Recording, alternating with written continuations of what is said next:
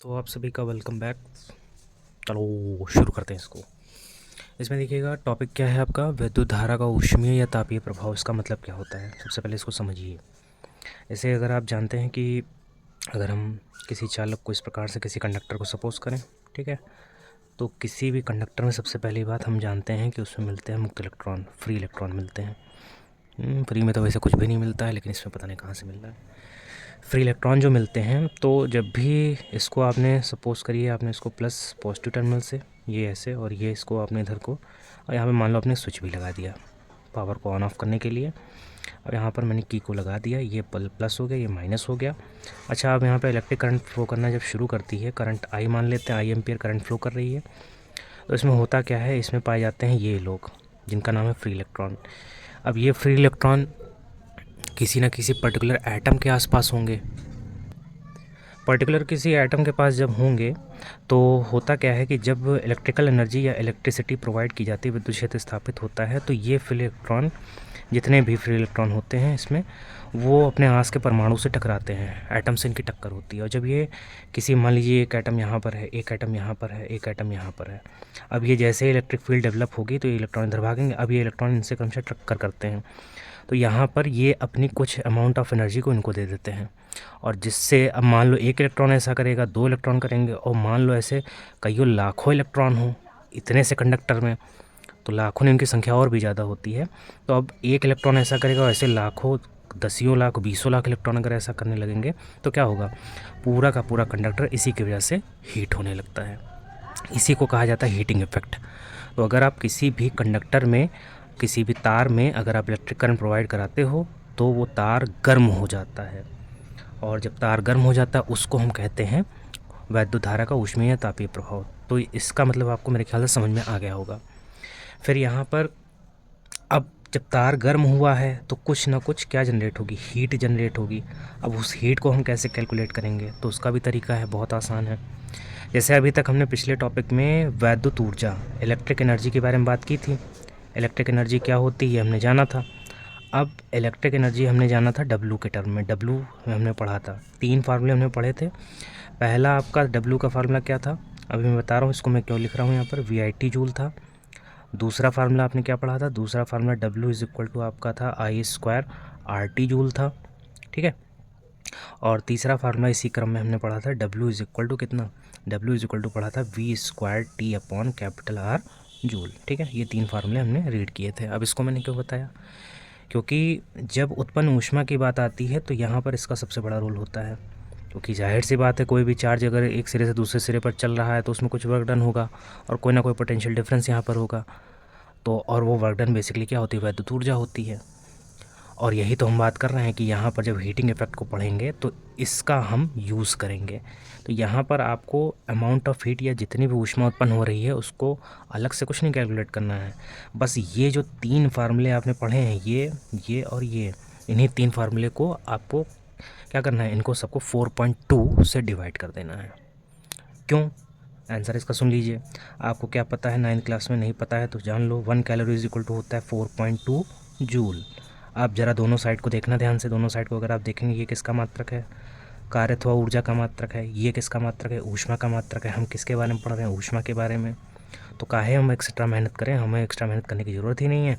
हम सिंपली क्या करेंगे, इन सभी इक्वेशंस को 4.2 से डिवाइड कर देंगे। तो अगर 1 calorie is equal to 4.2 joule होता है, तो अगर आपके पास इसी तरह से 1 calorie is equal to 4.2 joule हो गया, तो अगर हम यहाँ से 1 जूल की वैल्यू निकालें तो कितनी आएगी, तो 1 जूल की वैल्यू अगर आप निकालेंगे तो ये आपका 1/4.2 कैलोरी आएगा, ठीक है। हमारे पास सभी फार्मूले किस में है, जूल में है, तो कैलोरी में कन्वर्ट कर दो, आपको अमाउंट ऑफ हीट मिल जाएगा। तो 1 बाई 1 देखते हैं।